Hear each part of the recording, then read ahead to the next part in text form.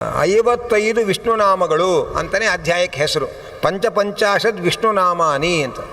ಅಂದರೆ ಇದು ಇಲ್ಲಿ ಏನು ಹೇಳ್ತಾರೆ ಅಂತಂದರೆ, ಬೇರೆ ಬೇರೆ ಕ್ಷೇತ್ರಗಳಲ್ಲಿ ಹೋದಾಗ ಯಾವ ಕ್ಷೇತ್ರದಲ್ಲಿ ಯಾವ ಭಗವದ್ ರೂಪವನ್ನು ಚಿಂತನೆ ಮಾಡಬೇಕು ಅಂತ ಒಂದು 55 ಕ್ಷೇತ್ರವನ್ನು ಆಯ್ಕೆ ಮಾಡಿಕೊಂಡು 55 ಕ್ಷೇತ್ರದಲ್ಲಿ ಸ್ಮರಿಸಬೇಕಾದ ಭಗವಂತನ ರೂಪಗಳು ಅದರ ಪಟ್ಟಿಯನ್ನು ಇಲ್ಲಿ ಕೊಡ್ತಾ ಇದ್ದಾರೆ. ಉದಾಹರಣೆಗೆ ಸ್ವಲ್ಪ ಕೆಲವನ್ನು ಗಮನಿಸಿ. ಪುಷ್ಕರೇ ಪುಂಡರೀಕಾಕ್ಷಂ ಗಯಾಯಾಂಚ ಗದಾಧರಂ ರಾಘವಂ ಚಿತ್ರಕೂಟೇತು ಪ್ರಭಾಸೆ ದೈತ್ಯಸೂದನಂ. ಪುಷ್ಕರದಲ್ಲಿ ಪುಂಡರೀಕಾಕ್ಷ ಎಂಬ ನಾಮದಿಂದ ಪುಂಡರೀಕಾಕ್ಷ ರೂಪಿಯಾದ ಭಗವಂತನನ್ನು ಸ್ಮರಣೆ ಮಾಡಬೇಕು. ಗಯೆಗೆ ಹೋದಾಗ ಗದಾಧರನನ್ನು ಸ್ಮರಣೆ ಮಾಡಬೇಕು. ಕಾಶ್ಮೀರದಲ್ಲಿ ಚಕ್ರಪಾಣಿ ಎಂಬ ಭಗವಂತ ರೂಪವನ್ನು ಸ್ಮರಣೆ ಮಾಡಬೇಕು. ಮಥುರಾದಲ್ಲಿ ಕೇಶವ ಎಂಬ ಭಗವದ್ ರೂಪವನ್ನು ಚಿಂತನೆ ಮಾಡಬೇಕು. ಹೀಗೆ ಬೇರೆ ಬೇರೆ ಕುರುಕ್ಷೇತ್ರದಲ್ಲಿ ಹೋದಾಗ ವಾಮನನನ್ನು ಸ್ಮರಣೆ ಮಾಡಬೇಕು. ಯಮುನಾ ನದಿಯಲ್ಲಿ ಹೋದಾಗ ತ್ರಿವಿಕ್ರಮನನ್ನು ಸ್ಮರಣೆ ಮಾಡಬೇಕು.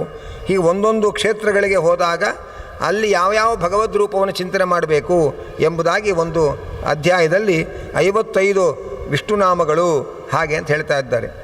ಈ ನಾಮಾನ್ಯೇತಾನಿ ವಿಷ್ಣೋಶ್ಚ ಜಪ್ತ್ವಾ ಸರ್ವಮವಾಪ್ನುಯಾತ್ ಕ್ಷೇತ್ರೇ ಶ್ವೇತೇಶು ಯತ್ ಸಾಧ್ಯಂ ದಾನಂ ಜಪ್ಯಂಚ ತರ್ಪಣಂ ತತ್ಸರ್ವಂ ಕೋಟಿಗುಣಿತಂ ಮೃತೋ ಬ್ರಹ್ಮಮಯೋ ಭವೇತ್. ಯಾರು ಈ ಅಧ್ಯಾಯವನ್ನು ಪಠನ ಮಾಡಿ ಅದರಂತೆ ಬೇರೆ ಬೇರೆ ಕ್ಷೇತ್ರಗಳಿಗೆ ಹೋದಾಗ ಆಯಾಯ ರೂಪದ ಭಗವಂತನ ನಾಮಗಳ ಜಪವನ್ನು ಮಾಡ್ತಾರೆ, ಆ ರೂಪಗಳನ್ನು ಸ್ಮರಣೆ ಮಾಡಿಕೊಂಡು ಶ್ರಾದ್ದ ದಾನಾದಿಗಳನ್ನು ಮಾಡ್ತಾರೆ, ಅದೆಲ್ಲವೂ ಕೂಡ ಅಸಂಖ್ಯವಾದ ಫಲವನ್ನು ಕೊಡುತ್ತೆ ಎಂಬ ಅಂಶವನ್ನು ತಿಳಿಸ್ತಾ ಇದ್ದಾರೆ.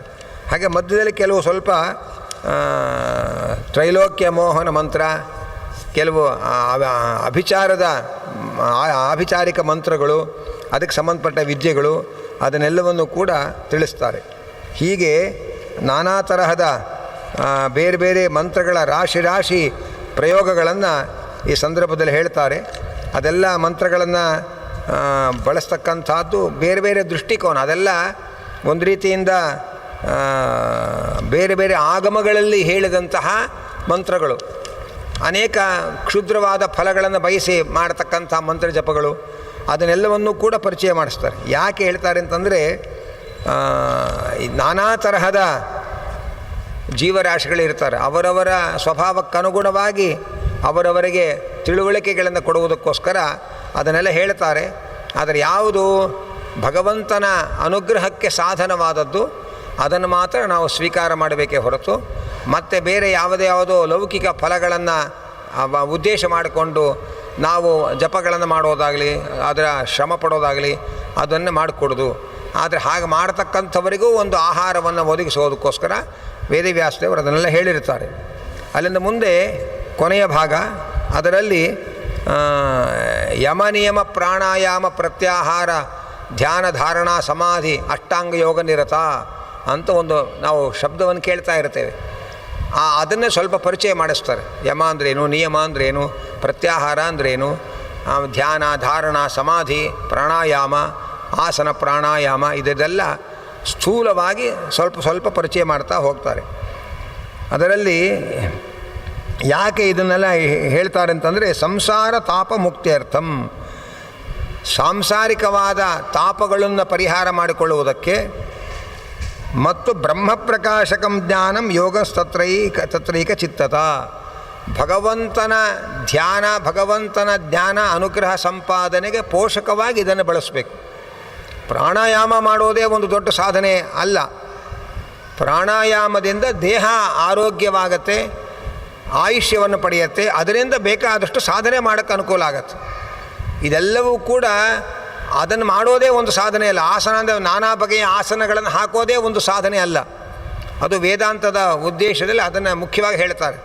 ಈ ಎಲ್ಲವೂ ಕೂಡ ಭಗವಂತನ ಜ್ಞಾನ ಸಂಪಾದನೆಗೆ ಪೋಷಕವಾಗಿರಬೇಕು, ಭಗವಂತನ ಅನುಗ್ರಹ ಸಂಪಾದನೆಗೆ ಬೇಕಾದ ಸಾಧನೆಗಳನ್ನು ಮಾಡೋದಕ್ಕೆ ಪೂರಕವಾಗಿರಬೇಕು. ಅಕಸ್ಮಾತು ಈ ಸಾಧನೆಗಳಲ್ಲಿ ಸ್ವಲ್ಪ ಲೋಪ ಬಂದರೂ ಚಿಂತೆ ಇಲ್ಲ. ಗಾಢವಾದ ಭಕ್ತಿ ಇದ್ದರೆ ಇದನ್ನು ಮಾಡದೇ ಇದ್ದರೂ ದೇವರು ಒಲಿದು ಬಿಡ್ತಾನೆ ಅನ್ನೋ ಎಚ್ಚರಿಕೆಯ ಮಾತುಗಳನ್ನು ಶಾಸ್ತ್ರಗಳಲ್ಲಿ ವಿಶೇಷವಾಗಿ ಹೇಳ್ತಾರೆ. ಇದೆಲ್ಲ ಇದ್ದರೆ ಸಂತೋಷ, ಆದರೆ ಎಲ್ಲರೂ ಇದನ್ನು ಗಳಿಸೋದಕ್ಕೆ ಆಗಲ್ಲ. ಯಮನಿಯಮ ಪ್ರಾಣಾಯಾಮ ಪ್ರತ್ಯಾಹಾರ ಧ್ಯಾನ ಧಾರಣಾ ಸಮಾಧಿಗಳು ಇದೆಲ್ಲ ಬಹಳ ಬೇಕಾಗಿರೋದೇ ಮುಖ್ಯವಾದ ಸಂಗತಿಗಳು, ಅಷ್ಟಾಂಗಗಳು. ಆದರೆ ಎಲ್ಲರೂ ಇದನ್ನೆಲ್ಲ ಗಳಿಸ್ಲಿಕ್ಕೆ ಸಾಧ್ಯವಾಗದೆ ಹೋದರೂ ಕೂಡ, ಅಥವಾ ಇದರಿಂದಲೇ ನಮಗೆ ಮೋಕ್ಷ ಸಿಕ್ಕಿಬಿಡತ್ತೆ ಅಂತಾಗಲಿ ತಪ್ಪು ತಿಳಿಯಬಾರದು. ಇದೆಲ್ಲ ಭಗವಂತನ ಚಿಂತನೆಗೆ, ಭಗವಂತನ ಅನುಗ್ರಹಕ್ಕೆ ಬೇಕಾದ ಸಾಧನೆಗಳನ್ನು ಮಾಡೋದಕ್ಕೆ ಪೂರಕವಾಗಿ ಬಳಸ್ಕೊಳ್ಬೇಕು. ಅದಕ್ಕೆ ಪೂರಕವಾಗಿ ಇದು ಸಾಧನೆ ಅಂತ ಅನಿಸ್ಕೊಳ್ಳುತ್ತೆ ಹೊರತು ಇದು ಒಂದೊಂದೇ ಅದೇ ಒಂದು ದೊಡ್ಡ ಸಾಧನೆ, ಅದೇ ಪ್ರಧಾನ ಅಂತ ತಿಳ್ಕೊಳ್ಬೇಡಿ ಅನ್ನುವ ಎಚ್ಚರಿಕೆಯನ್ನು ಕೊಡ್ತಾರೆ. ಅಕಸ್ಮಾತ್ ಈ ಸಾಧನೆಗಳನ್ನು ಮಾಡೋದ್ರೊಳಗೆ ನಮಗೆ ಶಕ್ತಿ ಕಡಿಮೆ ಇದ್ದರೂ ಕೂಡ ನಾವು ಭಗವಂತನಲ್ಲಿ ಅತ್ಯಂತ ಗಾಢವಾದ ಭಕ್ತಿ ಮಾಡಿದರೆ ಅದರಿಂದಲೇ ಭಗವಂತ ಅನುಗ್ರಹ ಮಾಡ್ತಾನೆ ಅನ್ನೋ ಎಚ್ಚರಿಕೆಯನ್ನು ಕೂಡ ನಮ್ಮ ವೇದಾಂತ ಶಾಸ್ತ್ರಗಳು ಕೊಡುತ್ತೆ ಅನ್ನೋದನ್ನು ನಾವು ನೆನಪಿನಲ್ಲಿ ಇಟ್ಕೊಳ್ಬೇಕು. ಅಹಿಂಸಾ ಸತ್ಯಮಸ್ತೇಯಂ ಬ್ರಹ್ಮಚರ್ಯ ಅಪರಿಗ್ರಹವು ಯಮಾಹ ಪಂಚಸ್ಮೃತಾ ಅಂತ ಹೇಳ್ತಾರೆ. ಯಮ ಅನ್ನೋದು 5 ಭಾಗ. ಒಂದು ಅಹಿಂಸ, ಒಂದು ಸತ್ಯ, ಇನ್ನೊಂದು ಅಸ್ತೇಯ, ಇನ್ನೊಂದು ಬ್ರಹ್ಮಚರ್ಯ, ಮತ್ತೊಂದು ಅಪರಿಗ್ರಹ. ಹಾಗೆ ಅಂತ. ಅಹಿಂಸಾ ಅಂದ್ರೇನು? ಭೂತಪೀಡಾ ಹಿ ಅಹಿಂಸಾ, ಭೂತಾಪೀಡಾ ಹಿ ಅಹಿಂಸಾ ಸ್ಯಾತ್. ಅಹಿಂಸಾ ಧರ್ಮ ಉತ್ತಮ. ಯಥಾ ಗಜಪದೇ ಅನ್ಯಾನಿ ಪದಾನಿ ಪಥಗಾಮಿನ ಏವಂ ಸರ್ವಮಹಿಂಸಾಯಾಮ್ ಧರ್ಮಾರ್ಥಂ ಅಭಿಧೀಯತೆ ಅಂತ ಹೇಳ್ತಾರೆ. ಅಂದರೆ ಯಾರಿಗೂ ಪೀಡೆ ಕೊಡದೆ ಬದುಕೋದು, ಇದನ್ನು ಅಹಿಂಸೆ ಅಂತ ಕರೀತಾರೆ. ಹೇಗೆ ಆನೆಯ ಹೆಜ್ಜೆಯಲ್ಲಿ ಎಲ್ಲವೂ ಅಡಕವಾಗುತ್ತೋ ಹಾಗೆ ಅಹಿಂಸೆಯಲ್ಲಿ ಎಲ್ಲ ಧರ್ಮದ ಮೂಲವೂ ಅಡಕವಾಗಿದೆ. ಆದ್ದರಿಂದ ನಾವು ಮಾತಿನಿಂದ ಇನ್ನೊಬ್ಬರಿಗೆ ಮನಸ್ಸಿಗೆ ಹಿಂಸೆ ಮಾಡಬಾರ್ದು, ಕೃತಿಯಿಂದ ಮಾಡಬಾರ್ದು, ಮತ್ತು ಮನಸ್ಸಿನಿಂದ ಇನ್ನೊಬ್ಬರಿಗೆ ಕೇಡು ಬಯಸಬಾರ್ದು. ಹೀಗೆ ಅಹಿಂಸಾ ಅಂತಂದರೆ ಆ ತರಹ ಹಿಂಸೆಯನ್ನು ಯಾರಿಗೂ ಕೂಡ ಉದ್ವೇಗ ಜನನಂ ಹಿಂಸಾ ಸಂತಾಪ ಕರಣಂ ತಥಾ ಋಕೃತಿ ಶೋಣಿತ ಕೃತಿ ಪೈಶೂನ್ಯ ಕರಣಂ ತಥಾ. ಹಿಂಸೆ ಅಂದರೆ ಹೇಗೆ ಅಂತ ಕೆಲವು ಹಿಂಸೆಯ ಪ್ರಕಾರಗಳನ್ನು ಪರಿಚಯಿಸ್ತಾರೆ. ಒಂದು ಉದ್ವೇಗ ಜನನಂ.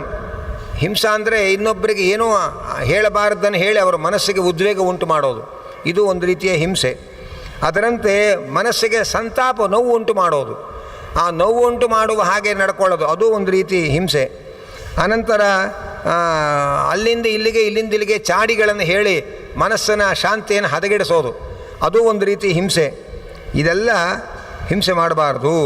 ಯಾರ್ದೋ ಏನೋ ಒಂದು ಒಳಗಿನ ಲೋಪವೋ ಇದೆ, ಅಥವಾ ಅವರದ್ದೇನೋ ಒಂದು ಕೊರತೆಯೋ ಅಥವಾ ಏನೋ ಒಂದು ದೋಷವೋ ಇರುತ್ತೆ, ಅದನ್ನು ಎಲ್ಲರೆದುರಿಗೆ ಅವರಲ್ಲಿ ಇರತಕ್ಕ ಲೋಪದೋಷಗಳನ್ನು ಜೋರಾಗಿ ಆಡಿ ಅವರಿಗೆ ಅಪಮಾನ ಮಾಡೋದು, ಇದೆಲ್ಲ ಹಿಂಸೆಯ ಪ್ರಕಾರಗಳು. ಇದು ಯಾವುದನ್ನೂ ಮಾಡದೇ ಇರೋದನ್ನು ಅಹಿಂಸೆ ಅಂತ ಕರೀತಾರೆ ಅನ್ನುವ ಎಚ್ಚರಿಕೆಯನ್ನು ಕೊಡ್ತಾರೆ. ಮನುಷ್ಯ ಅಂದಮೇಲೆ ಎಲ್ಲರಲ್ಲೂ ಏನೋ ಕೊರತೆಗಳಿರುತ್ತೆ, ಏನೋ ಲೋಪದೋಷಗಳಿರುತ್ತೆ. ಮರ್ಮೋದ್ಘಾಟ ನಮ್ಮಂತಾರೆ. ಆ ಒಳಗಿನ ಏನೋ ರಹಸ್ಯಗಳನ್ನು ಅದು ಎಲ್ಲರ ಎದುರಿಗೆ ಗಟ್ಟಿಯಾಗಿ ಅದನ್ನು ಪ್ರಕಾಶಪಡಿಸೋದು, ಹೇಳೋದು, ಹೇಳಿ ಎಲ್ಲರಿಗೂ ಅವರ ಮೇಲೆ ಅಗೌರವ ಹುಟ್ಟು ಹಾಗೆ ಮಾಡೋದು. ಇಂತಹ ಸಂಗತಿಗಳು, ಚಾಡಿ ಮಾತುಗಳನ್ನು ಹೇಳಿ ಮನಸ್ಸಿನ ಶಾಂತಿಯನ್ನು ಕೆಡಿಸೋದು, ಉದ್ವೇಗ ಉಂಟಾಗುವ ಹಾಗೆ ನಡ್ಕೊಳ್ಳೋದು, ಮಾತಾಡೋದು, ಹಾಗೆಯೇ ಮನಸ್ಸಿಗೆ ನೋವು ಉಂಟು ಮಾಡತಕ್ಕಂಥದ್ದು, ಇದೆಲ್ಲ ಹಿಂಸೆಗಳು. ಇಂಥ ಹಿಂಸೆಗಳನ್ನು ಮಾಡದೇ ಇರೋದೇ ಅಹಿಂಸೆ ಹಾಗೆ ಅಂತಂತಾರೆ. ಅನಂತರ ಸತ್ಯ ಅಂದರೆ ಏನು ಅಂದರೆ ಯದ್ಭೂತಹಿತಮತ್ಯಂತಂ ವಚಸ್ಸತ್ಯಸ್ಯ ಲಕ್ಷಣಂ. ಸತ್ಯ ಅಂತಂದರೆ ಯಾವುದು ಯಾರಿಗೆ ಹಿತವೋ ಅದರಂತೆ ಆಡೋದು, ನಡ್ಕೊಳ್ಳೋದು. ಮತ್ತೊಬ್ಬರಿಗೆ ಸಜ್ಜನರಿಗೆ ಹಿತವಾಗುವಂತಹ ನಡೆನುಡಿಗಳು, ಅದನ್ನು ಸತ್ಯ ಅಂತ ಕರೀತಾರೆ. ಅದನ್ನು ಹೇಳ್ತಾರೆ, ಸತ್ಯಂ ಬ್ರೂಯಾತ್ ಪ್ರಿಯಂ ಬ್ರೂಯಾತ್ ನ ಬ್ರೂಯಾತ್ ಸತ್ಯಂ ಅಪ್ರಿಯಂ ಪ್ರಿಯಂಚ ನಾನೃತಂ ಬ್ರೂಯಾತ್ ಯೇಷ ಧರ್ಮ ಸನಾತನಃ. ಯಾವತ್ತೂ ಸತ್ಯವನ್ನು ಹೇಳಬೇಕು. ಸತ್ಯವನ್ನು ಹೇಳಬೇಕು ಅಂಥೇಳಿ ಇನ್ನೊಬ್ಬರಿಗೆ ಮನಸ್ಸಿಗೆ ಹಿಂಸೆ ಆಗುವಂಥ ಸತ್ಯವನ್ನು ಹೇಳೋದಲ್ಲ. ಪ್ರಿಯಂ ಬ್ರೂಯಾತ್, ಸತ್ಯವನ್ನು ಪ್ರಿಯವಾಗುವಂತೆ ಹೇಳಬೇಕು.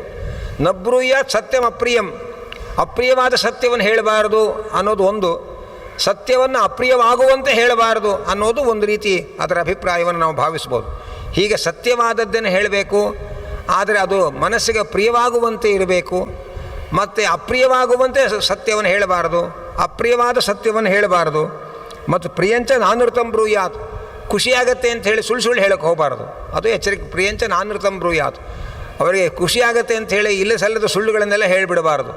ಇದು ಸನಾತನ ಧರ್ಮ ಹಾಗೆ ಅಂತ ನಮಗೆ ತಿಳುವಳಿಕೆ ಕೊಡ್ತಾ ಇದ್ದಾರೆ. ಅನಂತರ ಬ್ರಹ್ಮಚರ್ಯ ಅಂದರೆ ಮೈಥುನಸ್ಯ ಪರಿತ್ಯಾಗ ಬ್ರಹ್ಮಚರ್ಯಂ. ತದಷ್ಟಧ ಅಂತಾರೆ.